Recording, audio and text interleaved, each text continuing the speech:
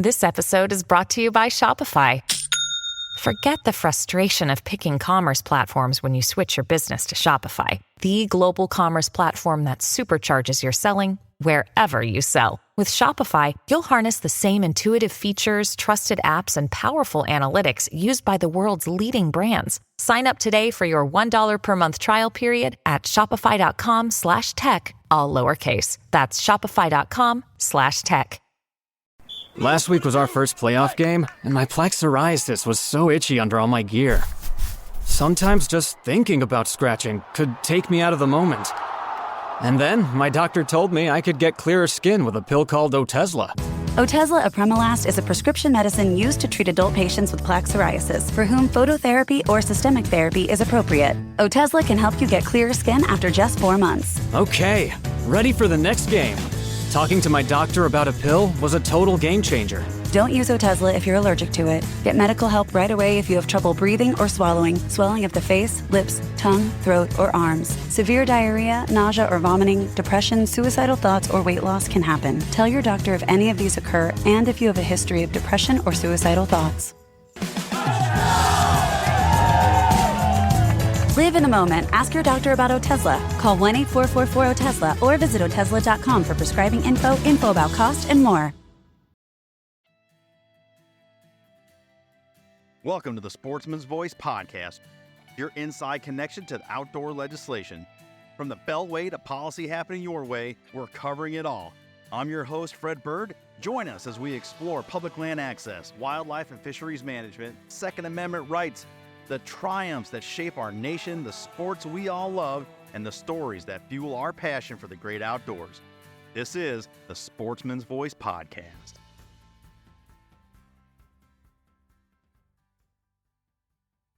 Welcome in, everybody, to this feature edition of the Sportsman's Voice podcast.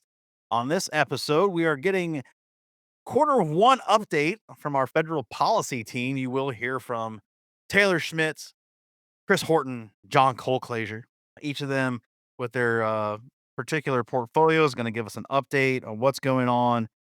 Federal policy on the Hill from Taylor, fisheries from Chris, and forestry from John. Man, it's a busy first quarter for a myriad of reasons, but there's no shortage of action in the sporting conservation community. A lot of priority items for CSF being attended to right away, setting us up for hopefully some successes. But we'll get into all that and more with our guests and let them tell you about it and the stuff they're working on. Before we do, you, the audience, have made this program grow by leaps and bounds here since the beginning of the year, and we thank you for that. At this time, if you would, please, if you have not subscribed, followed, depending on the platform you listen to us on, do whatever that thing is. If you're able to fill in stars, Apple Podcasts or wherever else has a rating system, if you're able to do that right now as you listen to me, scroll down, open your app, fill in those 5 stars, it will help us tremendously to continue to be visible in those chart positions, visible to people as our show gets pushed out algorithmically, however that works. But we know that's how it works as people interact with this show, share this show, rate it, like it at all. You guys make that happen, and we thank you for it. Now, with that polite ask out the way and your participation, let us now get to our guests for this week. Let's go. All right, it's my pleasure at this time to welcome in our Federal Relations Director, Taylor Schmitz. You guys have heard him before on the program. If you're a longtime listener, it's a pleasure to have you back, Taylor. Give us the happenings on the Hill. It's been a busy few months. What do we got going on here at CSF? Yeah, thanks, Fred. Good to be back with you. I believe it's the second time this year, so always good to be on the show. Obviously, it's a new Congress, new presidential administration. The landscape in DC is very, very different than the last time that we spent some time talking about our legislative priorities here at CSF. Obviously, there is a Republican trifecta in DC right now. So again, the landscape is very, very different. But the reality of it is that our issues are nonpartisan issues. These things bring people together across all sides of the aisle and all backgrounds. So there's a lot of opportunities for us to get stuff done here in DC. I'll get into that in a minute, but I would say we're really excited for a strong Congressional Sportsmen's Caucus leadership this Congress. In the House, we have Congressman Bruce Westerman and Congressman Jimmy Panetta as the co-chairs, and the vice chairs are Congressman August Pfluger out of Texas and Congressman Troy Carter from Louisiana. And the Senate side, Senator Bozeman from Arkansas and Senator King are the co-chairs, and the vice chairs are Senators Marshall and Peters. So really excited to have those folks in leadership this Congress. And when you look at the positions that they serve on or the committees that they serve on in their respective chambers, there's really unique opportunity to get some good stuff done for sportsmen and women. And, I point to Congressman Westerman chairing the Natural Resources Committee in the House and Senator Bozeman chairing the Senate Agriculture Committee, recognizing that this is a Farm Bill year. Granted, last Congress was a Farm Bill year too, but hopefully this is a Farm Bill year and a Farm Bill Congress. So, really excited to have those folks in place. I would say that we were hitting the ground running early on in the 119th Congress. The third week of the 119th Congress, we saw three of our priority bills pass the House, and they passed with overwhelming bipartisan support, which is really exciting to see. One of those was the Shark Act. One of those was the Map Waters Act, Modernizing Access to Our Public Waters Act. And one of those was the Fix Our Forests Act. And so, really excited to see Congress picking up where they left off in December when they delivered three bills for our community. And I think it's pretty telling that the third week of a new Congress, the House passes three of our priority bills. And it's telling because it really just drives home the fact that there are great opportunities for us to move the ball forward at a time I think when the American public sees Congress and the federal government is largely gridlocked. We're able to work with our leaders up in Congress to deliver wins for sportsmen and women. So right now, we're really just we're working both sides of the Capitol and trying to advance more of our priorities. It's still very early on in the 119th Congress. There's a lot that needs to be figured out. Congress is largely focused on budget reconciliation right now, which has taken a lot of the oxygen out of the room, but still think there's a lot of good opportunities for us to keep working our priorities. And when the timing is appropriate, get some of those across the finish line. Yeah, going back to the leadership, Taylor, we had an opportunity to sit down with some of our returning leadership and new leadership and really just enjoyed those conversations. And, every time we do that, it further illustrates what you just said of who we are, what we're able to deliver, and how we're able to work with people despite all the other noise going on in that town. And I was really, Congressman Carter and I's conversation was just I don't know what it was, but I just like he and I just connected on such a cool, just if there was a fire there, that's where we would have been in this digital campfire conversation. Like we just connected and it was just such a pleasure to get to know him for a little bit and you could really hear that passion come through the speakers and just what he values there in Louisiana and everything. We saw it in November at our NAS summit and just a series of great conversations. I invite the audience again to go back and check those out. But I mean, you would not have known any party affiliation by listening to any four of those conversations. Yeah, I think, it's members of Congress are obviously extremely, extremely important people, but at the end of the day, they're people, just like you and I and the listeners, right? They have their personal interests just like you and I do. And I think at any hunting camp or fishing camp, you have no idea what people's personal politics are, right? You don't go into the duck blind or sit there at fish camp getting ready to hop on the boat and say, who'd you vote for last election? It's, hey, how's your fishing season been? How the turkey's been gobbling for you, right? You've been seeing any ducks. It's this shared interest and this shared passion for the outdoors that really can just push politics aside, unlike anything else. And the beauty of the caucus leadership is that these issues are very, very personal to the folks in the leadership. And like I said, every time we see each other, it's, hey, Congressman, how's your hunting season been? Oh, yeah, mine's been slow too. You're not alone there. But there's also opportunities to share some really good stories. And so, yeah, it's unlike anything else in terms of just bringing people together because of that personal passion, those personal stories with the outdoors. Aside from those three bills, what else are we looking at? I mean, you mentioned Farm Bill. I feel like I'm not fair to it because it's become kind of this gag, this running gag. Like, yeah, it's Farm Bill, and here we are. You kind of like get horsewhipped into thinking nothing's going to happen. But what does that actually look like? Because of that dynamic shift down there and how things are totally changed from the last four and even the four before that. What are we thinking is happening there? Yeah, I would say that Congress is very much working towards getting a farm bill done. I think there's a lot that needs to happen before a farm bill really comes together. I would say it's probably late 2025, early 26 until we start to really see a lot of movement on a farm bill. I think both chambers will get rolling on a farm bill and start producing their farm bills here quickly, depending what happens with some of these larger conversations going on. I mentioned budget reconciliation. I think it's no secret that the ag economy is in a little bit of unrest right now. So there's certainly a need and to do a farm bill. I think there's good opportunities for us. We specifically really care about two titles in the Farm Bill, the conservation and the forestry titles. And think there's a lot of good opportunities to deliver wins, provide investments into conservation, provide investments into on the ground access, and meaningful access.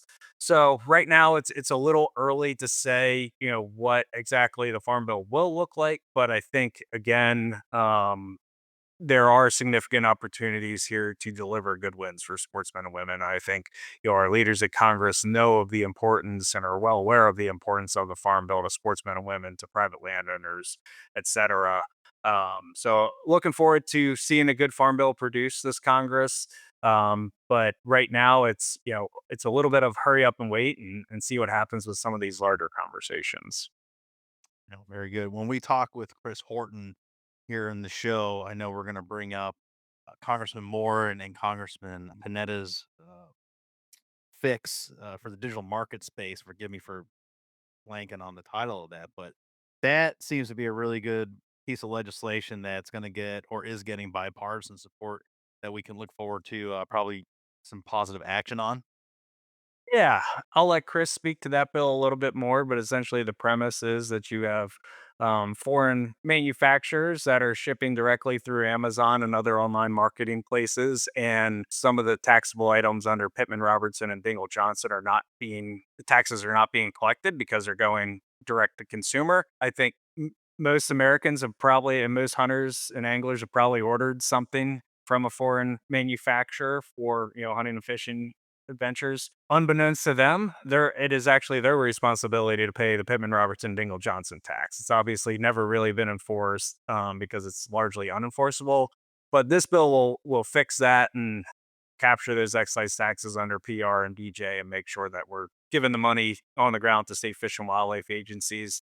It's obviously really important to our manufacturers here in the United States and many of our partners here at CSF that are paying these excise taxes. And you're having foreign companies that are able to slip through the cracks because of some technicalities and they're not paying the tax. So, really, it's a parity bill. But yeah, there's a lot of interest in Congress right now between Congressman Blake Moore and Congressman Jimmy Panetta and leading this bill, and think there's opportunities to move on this one pretty quickly in the 119th. Very good. In the remaining minutes, let you address any other big ticket national items that you think need addressing, or we can call it a show and look forward to an update for you down the road in quarter two.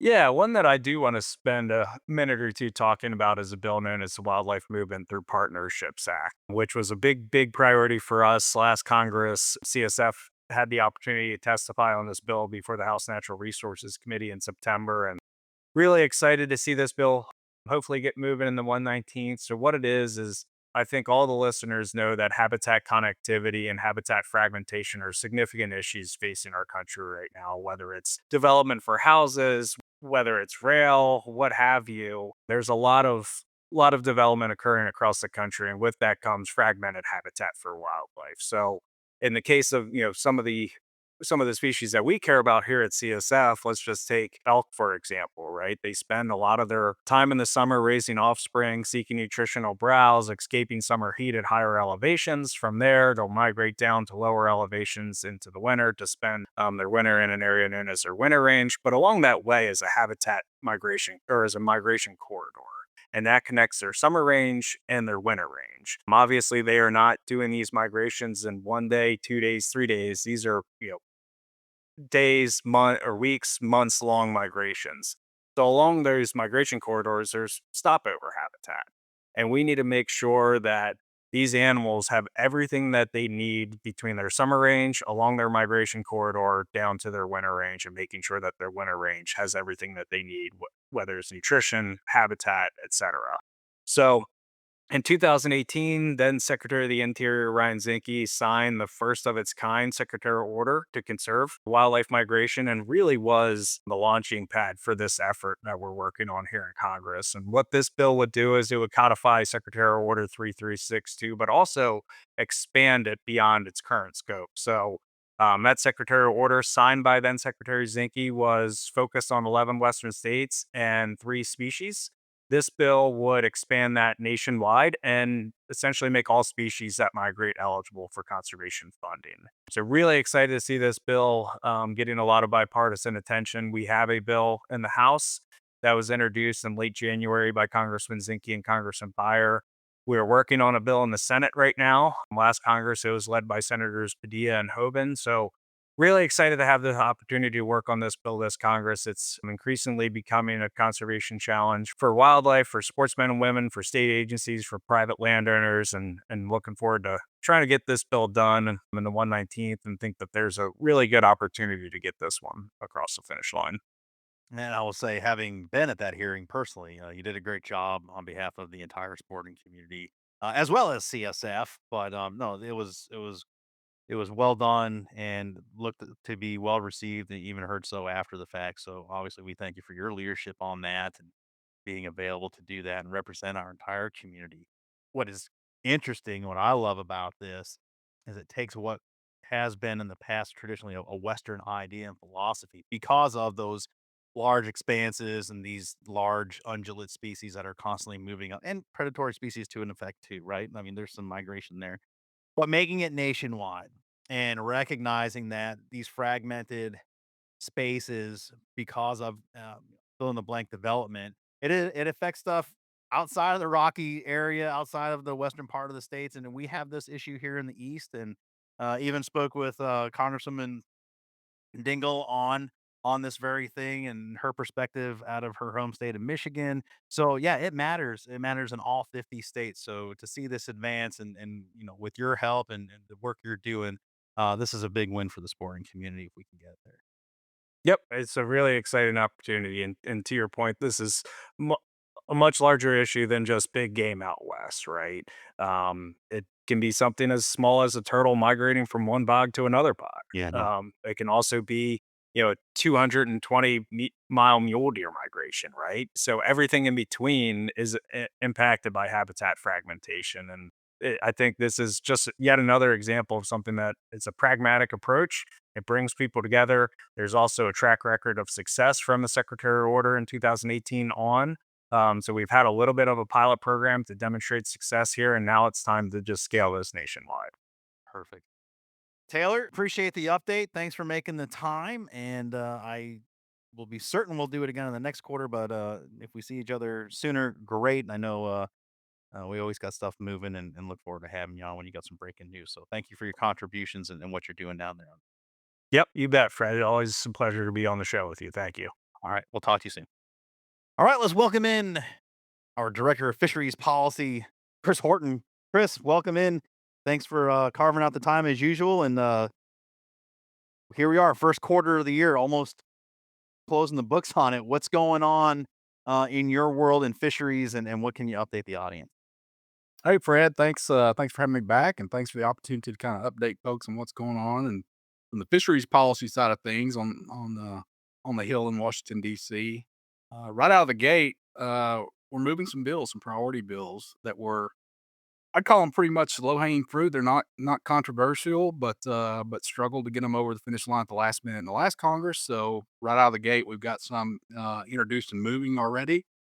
Two of those is the MAP Waters Act and the MAP Oceans Act. And basically, these two bills require federal agencies um, to standardize and digitize mapping information for all waters under their jurisdiction. The MAP Waters Act basically covers Department of Interior and the USDA for Forest Service. And then MAP Oceans is basically NOAA, because NOAA controls the most waters anywhere and probably has the most fishing restrictions of any federal agency out there. There's areas you can you can't fish. There's areas you can fish. There's areas that you can't fish with certain kind of gear. There's areas you can't fish certain times of the year. So that gets to be confusing for anglers and can be an impediment to access, a barrier to access. So we need this information standardized, updated on a regular basis, and easily accessible to the public, easily accessible to marine electronic manufacturers so that you have that information when you leave the dock to go fishing that day. So those are the MAP Waters Act's already passed the House. The MAP Oceans Act has passed the Senate Natural Resource, or excuse me, Senate Commerce Committee here recently. So they're moving in the right direction. Very good. Knowing that those have been, I think we'd start talking about those last year's on the program. Um, where we're at now, do we anticipate some finality in this 119th? Yeah, I think so, and I'm fairly optimistic that we can get these done this year.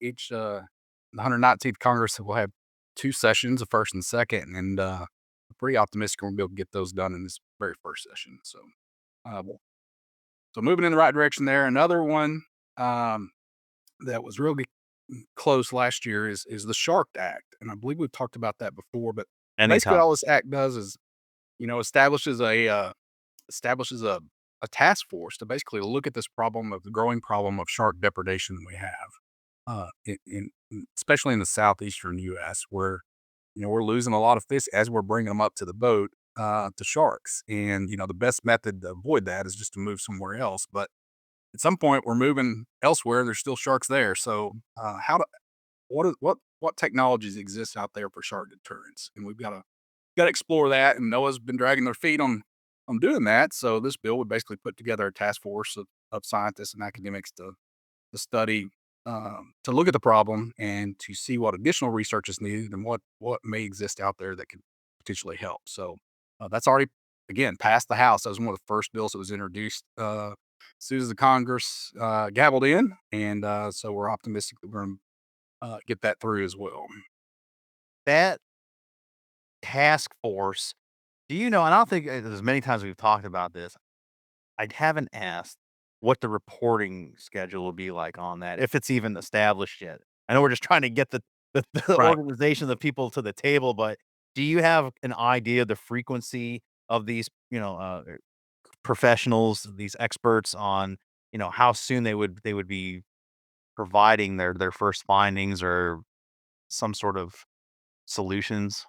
I believe the timeline, the legislation require a report to the appropriate committees in Congress within a year, 18 months, something like that. So it would happen pretty So quick. what I mean, and that's I guess that's what I'm getting to, right? So, like, if we can get this group of people together and formalize it in pretty quick order, we're gonna start getting some at least some information and start figuring out Yes, solutions and putting this to work. This isn't gonna be some just drug out organization where we're hemming and hawing about things. Like, action can be taking place as long as we can formalize this group. that's correct. Yeah, and the sooner we get it started, the better because I s- um, I would imagine that there's probably going to be some additional research needs that come out of that. So potentially directing some existing sea grant funding to some universities along coastal areas to be able to dive in a little bit deeper on some potential solutions. So yeah, it's if you ask most anglers in the southeast, like time is of the essence here. We've got a serious problem. Yeah, I wanted it done last year, so Yeah, probably yeah, for that. probably 5 years ago. Yeah. Yeah, no doubt. So, that's those are three just right off the bat that were introduced really quickly and moving fast and really strong bipartisan support. I think every one of those were introduced by members of the Congressional Sportsmen's Caucus, and so we're in really good shape there. Another one that we recently talked about that has been introduced, and we are steadily collecting strong bipartisan co-sponsors, is the Sporting Goods Excise Tax Modernization Act. And again, this is to address that little slippage issue we have with our wildlife and sport fish restoration funds. All the U.S. manufacturers firearms and ammunition, archery equipment on the hunting side as well as on the fishing side. We have fishing tackle. Um, we have electric trolling motors. We have a marine fuel tax. All that comes back to the state natural resource agencies for fish and wildlife management and conservation and building access facilities. So it all comes back to benefit the ones that pay, but it also benefits all fish and wildlife. So the American public in general benefits. It's a really unique model. It's an awesome model. But with the advent of online marketplaces, there's ability for foreign manufacturers who do not pay the tax to be able to sell directly to a consumer in the U.S. And so they're avoiding that excise tax. And the estimates conservatively are in the tens of millions of dollars that we're losing for that conservation funding each year. So hats off to Congressional Sportsmen's Caucus co-chair Jimmy Panetta, as well as Congressional Sportsmen's Caucus member Blake Moore for introducing that and leading that charge. And again, the list of bipartisan co-sponsors continues to grow every day. So we've not experienced any resistance to this bill in any office that we've visited with. So that's another one I'm pretty optimistic that as Congress gets into tax reform issues, this one will slide right in. There should be positioned well to slide right in there. But if not, there's another opportunity, and that's through the reauthorization of the Sport Fish Restoration and Boating Trust Fund, which again, that's the fishing side of it, but it has to be reauthorized every 5 years. Although it doesn't expire until 2026, it typically is associated with a transportation bill. And we know that there's talk of trying to start a transportation bill in the first half of the 119th. So we are already working on the minor language tweaks that we need to see to reauthorize that and keep this excise tax on sport fishing equipment moving forward. And again, um, that's something that's usually always very bipartisan as well. So we will get that done. It would be nice if we got it done ahead of schedule for once for Congress, but we'll see where it goes. But we do want to have everything lined up and ready to go so that when the transportation bill starts to move, we're in good shape. And that kind of segues in very well to this happens to be the 75th anniversary year of the Dingle Johnson Act, which is the Sport Fish Restoration Act that passed in 1950. So we're doing a big celebration and trying to raise awareness. Again, this is I've always kind of tagged it as the greatest conservation story never told. That people just aren't aware of when you buy a package of hooks. Man, there's a 10% excise tax. Come back to your state to stock more fish or to manage habitat so that you have better fishing opportunities. And I can't say it enough. It's unique. Nobody else in the world does that. But we're celebrating that this year in CSF through the state legislative sportsmen's caucuses. We have model resolution language commemorating this anniversary to educate legislators, which is, as you well know, is a constant task that we have to do. And you have new elections, you got new legislators coming in that are not aware of this program. So this is a great opportunity to do that, as well as a great opportunity to educate kind of the general public. So the goal is all 50 states, and man, they're coming in, they're passing them right and left. So I'm confident we're going to get there as well. Yeah, no doubt. And I mean, as we're recording this segment of the show for this week, you know, I just watched our one of our co-chairs in the House in the state of Rhode Island, Minority Leader Mike Chippendale, read that very resolution that CSF provided and requested he champion. He did so enthusiastically and read that right on the floor of the House in Rhode Island. So that was pretty awesome to watch right before coming on with you and seeing that enthusiasm and Leader Chippendale there in Rhode Island. He's a good one, and we're grateful to have him on that Rhode Island Legislative Sportsmen's Caucus. Just again, like you said, one great example of the many positive steps that are being taken right now in state houses all throughout the country. Yeah, absolutely. This is a great opportunity for us too to work with individual state natural resource agencies and their directors because they want to see these resolutions passed as well, and to get that recognition within their state legislatures and governing bodies that hey, this is a very important program. These funds are specifically for fish and wildlife management. A lot of those states, man, that makes up 80% or more of their entire budget are these wildlife and sport fish restoration programs. So it's a great partnership between the states, the manufacturers, the U.S. Fish and Wildlife Service, and the angling and hunting community. So it's worth celebrating.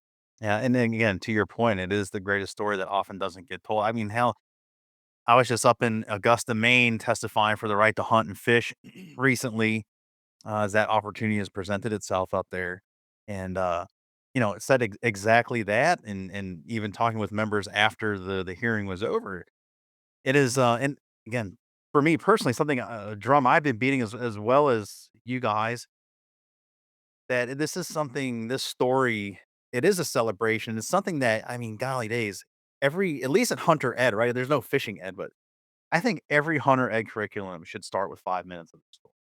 As soon as you Mhm. sit down or whatever the curriculum is you're opening up in an actual textbook or you're doing your online training, this story of Pittman Robinson, Dingle Johnson, um, that needs to be told, and it needs to be perpetuated throughout the generations. You got people hearing this stuff for the first time in 75 years, had no idea this even existed.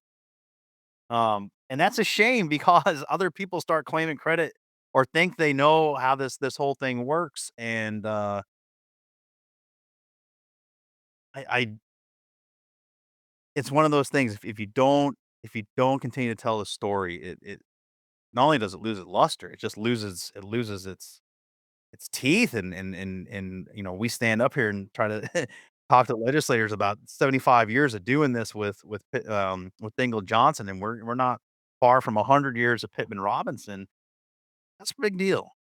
Absolutely. Yeah, it is. And unfortunately, even grad students sometimes and that are preparing for a career in natural resource management and graduate students in fisheries and wildlife management. At least when I was a grad student, uh, I didn't know anything about the Sport Fish Restoration Fund Mm. until I think it was my report after my thesis that to the state I was doing a project for had a wildlife and sport fish restoration stamp on it. That stamp that people probably see at boat ramps, where that fund those funds are used to build those ramps, and probably don't even recognize what that symbol really means. Well, that means that you, as the angler, have helped fund that boat ramp. That that story, some sort of abstract of each should be in every hunting and fishing digest that is printed. Like, Mhm. should be, and I know some states actually do that. Wyoming comes to mind, I think, and I've seen an example of that, but not every state does. I think it's a good recommendation, and as people are putting their abstracts and their digest together for the next year, maybe they consider updating that and just little tip of the cap to the sporting community for funding the printing of those those Yep. books, right? But so I'm saying all this, with appreciation of what's going on, but also to go back to Congressman Panetta and Moore's bill that you talked about, and we talked about on a recent, roundup show, and to the point, this isn't a money grab, right? Highlighting that there's a potential between 17 and $20 million of tax that's not being realized that could be going into these funds. This isn't a greed grab. This is, I think, in that budget, report that came out, and the IRS did the study, some of these people, just the manufacturers, don't even understand or know that this exists. They're not necessarily trying to bypass this stuff on purpose. It's just a function of the digital marketplace and things we're solving for. Um, so as a group of people that so long ago, or in this case, 75 years ago, said, "Hey, let's copy in essence what Pittman Robinson does. Let's put that on our back and self-feed the system, self-fund the system." That's all we're trying to do here, and then, this isn't, like I said, a money grab. It's appreciating, the potential of that marketplace and what it can do to contribute to this. Right. And as the online marketplace continues to grow, as it will, we just don't want to see the erosion of this foundation for conservation funding here in the U.S. And there's that component of it, but there's also the component we don't want to put U.S. manufacturers or U.S. companies that import uh, and actually pay the tax whenever it comes into this country. We don't want to put them at a competitive disadvantage for folks that are able That's right. to evade the tax, whether they know about it or not. And hopefully, it is just kind of an oversight that those other countries or their manufacturers are not aware of the model we have here and are willing to pay it whenever they are. But if they're not, they're going to have to pay it. Yeah, Is right. hopefully so. And that report also, highlighted that it would just be an unmanageable task to when those items come over, for those that it would end up on the individual to Right. pay Yeah. that, and that's just it's just you'd be upside down on the whole proposition. So the way the saw they have in place, um, it seems to be the right path here, and to your point, a lot of bipartisan support on that, and hopefully it does just, sail right through, as you said, get that fixed as soon as possible. So that's some of the updates of things that are in the works right now or are moving already in Congress. Obviously, we have some other priorities, and we're getting close on one of those. And that's the rigs to reef bill that we've talked about in the past, which is really important, especially to anglers in the Gulf of Mexico. We're losing some incredibly valuable habitat at an accelerated rate, and we want to find a way to remove some of the bureaucracy around that and to streamline it and to get these structures into state ownership so that they can stay out there for the next 100 years for anglers to enjoy and to continue to boost the productivity in the Gulf of Mexico and it sets up a precedent uh, for offshore wind where there's offshore wind structures now. I mean, at some point those will have to be decommissioned, and if those same metal type jackets or poles is the average person would normally look at them and say, "Well, that's a big pole," but they call them jackets for whatever reason. But those jackets are going to have stuff growing on them, and it's going to be producing a micro marine ecosystem around them, and so that's valuable habitat to build upon. So, but anyway, we're close to getting some tweaks finished from the previous the last Congress, the legislation we introduced there, which was really we knew that there would probably be some things that needed to be addressed, but oftentimes you want to introduce language that you worked on for a long time. You think you addressed everything, but you know there's probably something out there. You introduce it, and that really kind of just starts the discussion. And so that's what we were doing when the 118th concluded. But we're in a really good shape now, knowing where we needed to make changes and going through that process right now. So hopefully we'll have that introduced pretty soon. And then we're working with a company on um, a really, I think, impressive video. I've seen some of the initial clips of that to just talk about the Rigs to Reef program here in the U.S. and the importance of it for anglers and coastal communities. It's a really compelling video, and I look forward to being able to roll that out, and CSF will be a big part of rolling that video out. So that'll hopefully in Q2 we'll have some updates and a link to send folks to. Well, very good, Chris. Appreciate the update. Thanks for hanging here, giving us this quarterly update. Definitely looking forward to the next one. I can't believe we're already closing out Q1 here. I thought that did cross my mind before we close out. We're talking about getting all this stuff done in the front half of the 119th. Should have been more specific about that when I said that at the beginning of the show. And the reason I'm bringing this up is, we're already potentially looking down the barrel of another election cycle with, mid-years in the offing, not really even in the mind of a politician not too far away. If you can't bring, how does that affect us, when people are focused on getting reelected and why it's important to get action now? Can you speak to any of that? Yeah, I mean, obviously, when the election cycle, the year of the election kicks in, Congress tends to recess a little bit more, so they can go home and campaign. So it is better if you can, get stuff done early. But that said, there's still opportunities even at the very end of that election cycle and in lame duck Congresses to be able to move stuff. So we at CSF we remain flexible and we look for opportunities where they exist, and yeah, that's how we've been able to be successful. So it's not a one and done chance. We got to get it done this first year of the 119th, or it won't get done in the second year. But it is nice to be able to start right out of the gates with some priorities that are moving right off the bat, because that gives you just that much of a better chance to be able to get. Yeah. Well, be sure nice if they did. So we'll take them as they come, and no doubt we'll hear more from you on it. Thanks again, Chris, for your time and for all the hard work. Thanks, Fred. Appreciate it. All right, folks, it's my pleasure at this time to welcome in Senior Director of Forest Policy, John Colclaser joins us once again. John, welcome into the show, and thanks for joining us for this Q1 update on all things forestry and policy in that realm. What's going on? Hey, Fred. Thanks for having me. Yeah, it's been a busy start to the year for a lot of issues, and forestry is no exception to that, particularly at the federal level. Legislation, administration updates, executive orders, a lot happening, a lot of really positive things, and thanks for having me on to discuss it. Yeah, no, glad we can carve out the time here. So, heavy hitter right off the top that we've covered. I want to say since it's the first month in, Fix Our Forest Act. You and I have talked about it a couple times here and there. Also, recently sat with Chairman Westerman to discuss the policy. What's the update there, and what else around Fix Our Forest can folks deep dive? Do a little homework on and educate themselves on right now. Sure, yeah. So Fix Our Forest Act, led by Chairman Westerman, is um, a comprehensive piece of federal legislation to reform how our federal forests are managed, namely to be able to mitigate wildfire risk through forest restoration.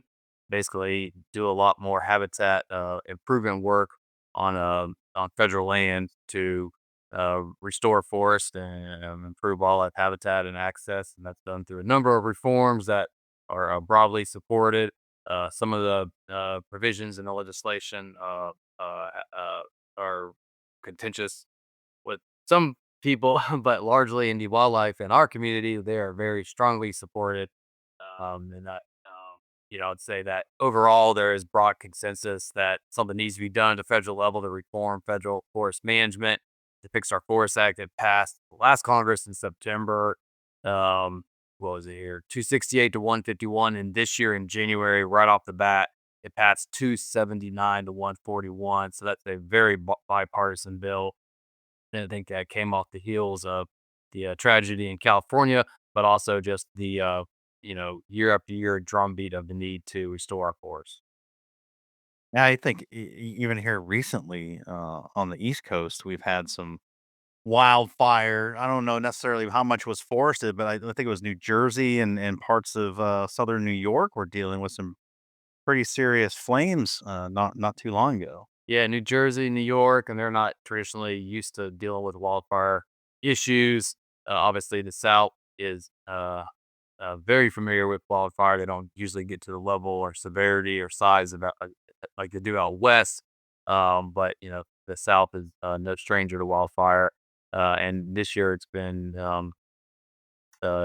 issues, uh, fuel load and management issues have been exacerbated following Hurricane Helene with so much downed trees and then also, Oklahoma's had wildfire issues right now. So I think I read recently there's been over 10,000 wildfires this year already, which is surpassing marks from previous years. So we're off to a busy start for the fire season and early start. Well, that is that's all terrible. For so many reasons, but obviously the loss of property and life that comes with that first and foremost. But the fact that the problem perpetuates year after year, uh, you would hope that people are, getting, figuratively shook here and woken up to what is needed. And it sounds like the work you're doing and what you have there in that particular bill and some of the other stuff you're going to tell us about could potentially help mitigate some of that stuff. But at some point, you gotta start in order to get there. This doesn't happen overnight, right? So it's like any policy, we wanna lower prices on something, and we've talked about it for 30 years, but if you started 30 years ago, you might have actually gotten to it. Kinda the same thing here, like, let's start managing, these problematic areas that are being identified by the professionals. Don't keep talking about it. It's the same problem you've been talking about for decades. Let's get to it, so Yeah, that's right. Just because Congress passes a law and it doesn't mean implementation starts tomorrow by any means. So we are behind the 8 ball. There's over 117 million acres of fire prone forest that the federal land managers need to address, and a lot of the tools and expanded capacities and authorities in the Fix Our Forest Act would really help help make meaningful progress at scale toward improving forest health. You mentioned, the aftermath of the hurricanes in 2024, and I just can't help think about that whole part of Appalachia. It's enough just to get people up and running again, just trying to live some semblance of normalcy in life, but that fuel load that you mentioned, all those trees, all that washout, all the way that whole face of the earth was reshaped in that area of the country, some of that you can't even get to, I imagine, still with heavy machinery. So how do you go about getting to those parts that you really need to do that management on the ground? Because in another season or two, that stuff's gonna be pretty dry. It's gonna be getting there, and that's not gonna be a good situation. That's something you guys are not used to in that part of the country. I don't know where Appalachia is, but in Appalachia, Oh, there we go. There it is. yeah, in Appalachian Mountains. No, cry fire is used in the mountains. Absolutely, not as much as on the coastal plain, but yeah, fire and forest management is n- uh, frequently used to manage forests. Not as much on the national forest as it was historically, or not as much as we would like to see. For habitat reasons. But yeah, Forest Service has done a lot of great work, and will continue to have to do a lot of work to access uh, different watersheds and stands to do forest treatment, rebuilding roads and things like and bridges and infrastructure to be able to carry out forest management work that needs to be done. Other long-standing bits of policy that have been out there for quite some time. I've heard you talk about cottonwood fix in the past. This is seemingly a can that continues to be kicked. Where are we at on that? Is that something? Yes, thank you for asking. Yeah, so Cottonwood's been fixing Cottonwood has been supported in both chambers, left Congress, and I think Congress is close on finding a fix for it. There's some disagreements on language, minor policy squabble type thing, but very important, obviously. And Fix Our Forest that contains a Cottonwood fix. And so, just for listeners that aren't as familiar with it, it's the 2015 Ninth Circuit Court decision dealing with um, consultation requirements for listed species on federal lands. And long and short is that the decision has held up forest management projects and threatens to require all national forest system units to revise their land management plans, which is a very strenuous and onerous, time-consuming exercise. And the Forest Service, with the appropriate uh, Fish and Wildlife Service and other agencies, conducts consultation for listed species already at the project level. So it's really a duplicative analysis with no conservation benefit. The process hurdle for litigants to hold up forest management projects at Cottonwood Fix has been supported by administrations on both sides of the aisle. So CSF and a lot of our partners are really hoping to get a Cottonwood Fix done this Congress. Very good. Um, Obviously kicking off the 119th here, the beginning of 2025. Um, Safe to say some of these items rather get done sooner rather than later. I had the same sort of line of thought with Chris Horton when we were discussing fisheries and strategically, is this the better time to engage on this when we do have good support on the bills and policy is starting to move when, let's face it, politicians aren't thinking about their next move and getting reelected. Yeah, strike while the iron's hot. When you get into election season, people are campaigning and focused on other priorities, and they don't want to take what might be seen as a divisive vote. Of course, every vote's recorded, and they can be pulled up on things as they are. But yeah, when people start of a new Congress, the legislative session is always a good time to get things done. And so that's always really good to see the Fix Our Forest Act pass the House in January, just right out the gates. Really awesome to see. And so we've been working on the Senate side as well, trying to work through some of the concerns that maybe folks are expressing over there with some of the provisions in the legislation. Like I said, it is very comprehensive, and that there are a lot of longstanding priorities and collaborative tools, and that would really increase the pace of work on federal lands. And we're very optimistic to see something happen in the Senate soon. Very good. What else can you tell the folks about here in our remaining minutes, John, of anything you got going on, or maybe there's something a trend in the states we can make people aware of? Yeah, I'll keep it at the federal level. I mean, big news is Rick Rollins was new Secretary of Agriculture, has hit the ground running as well. I think first couple of days after she was confirmed, she was focused in on forestry issues, wildfire management stuff. She's in meetings in North Carolina, so that was really positive to see. And also, she recently appointed Tom Schultz as the 21st chief of the U.S. Forest Service. We are very excited about that as well.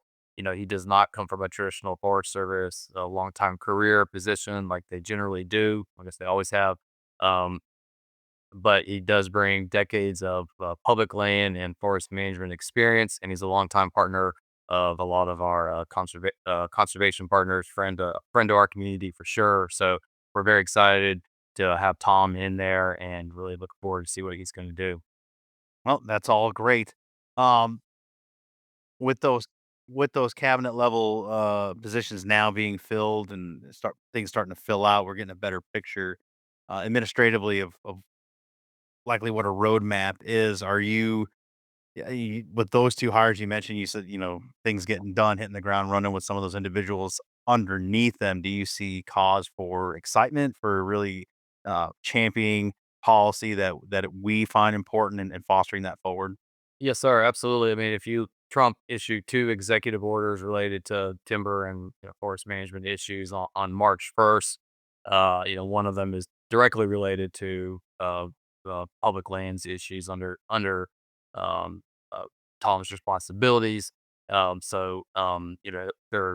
this is getting kind of wonky here, but within 30, the executive order, immediate expansion of American timber production. Thomas Schultz, in consultation with the Department of Agriculture, will be developing proposals to, you know, here's a quote, provide guidance regarding tools to facilitate increased timber production and sound forest management, reduce time to deliver timber, and decrease timber supply uncertainty, such as a Good Neighbor Authority. Good Neighbor Authority is a very effective collaborative program between the states and the federal and tribes now and the federal government to conduct cross-boundary wildfire mitigation work. So that there will be something coming out here April 1st with some new, probably a comment period on that. In 60 days under that EO, they're supposed to complete a strategy on Forest Service and BLM forest management projects under Section 7 of the ESA.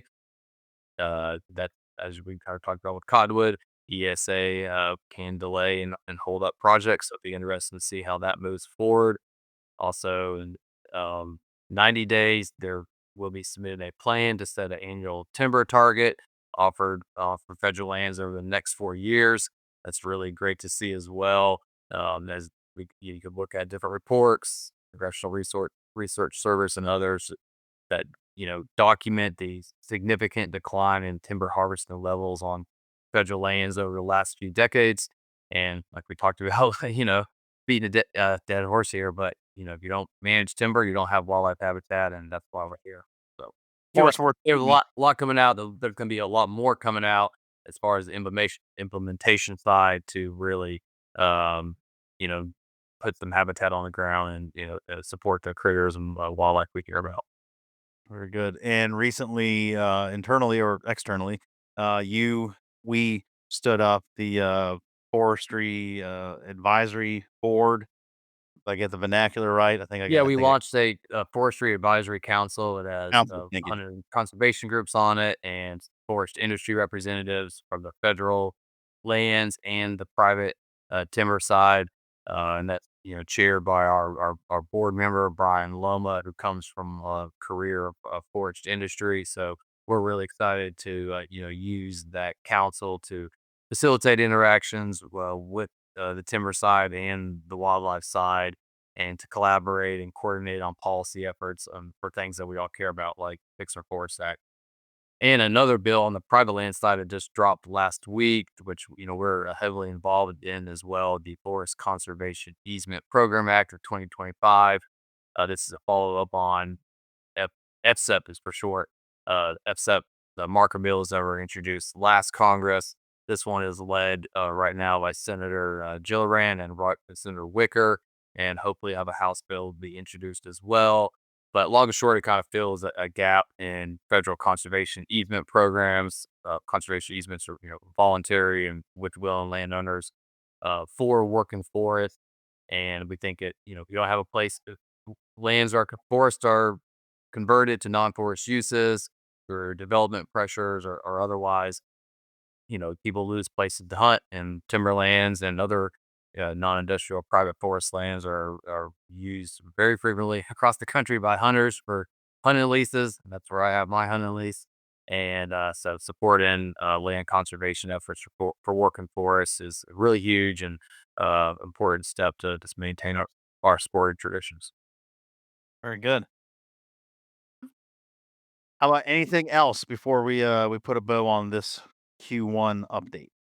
I'd just say that this year's wildfire and forest management is uh, top of mind for Congress. There have been over 60 bills introduced already this year.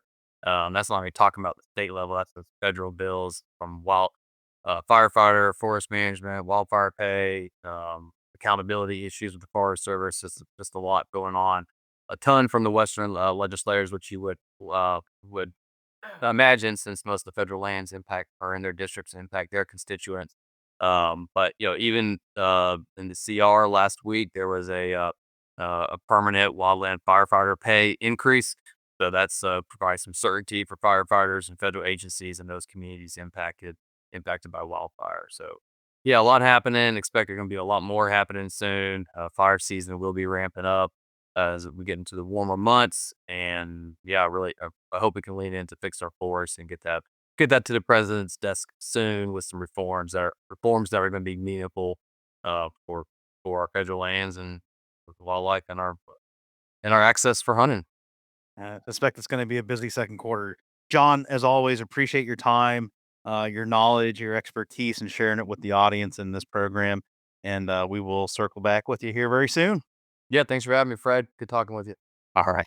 All right. My thanks to Taylor, Chris, and John for their contributions this week. A lot of important work getting done, a lot of exciting work getting done. Some of it familiar. You've been hearing about it. I mean, we certainly report on this stuff in real time as it's coming. So I think the only thing we really hadn't touched on yet in one form or another this first quarter was bringing us back to Taylor's conversation there about corridors legislation. And if you remember me just absolutely nerding out in the end of last year when we were talking about that in earnest. Yeah, get ready. Gonna do it again. It's a great piece of not that this is shadowing the rest of it. It's all good. But that one in particular, it's just for me, it strikes a chord living in a very crowded East Coast, Southern New Hampshire, call it mid New England, whatever you want. While we are often thought of up here in the Northeast as these vast wilderness expanses of balsam fir forests, and we're pretty much just you living on a ski resort is what I get from a lot of people. That's not the case, and what were traditional wild spaces less than a century ago have become very crowded. So that idea of fragmented wild spaces like the West has is dealing with, so too do we have it here, and largely have for longer.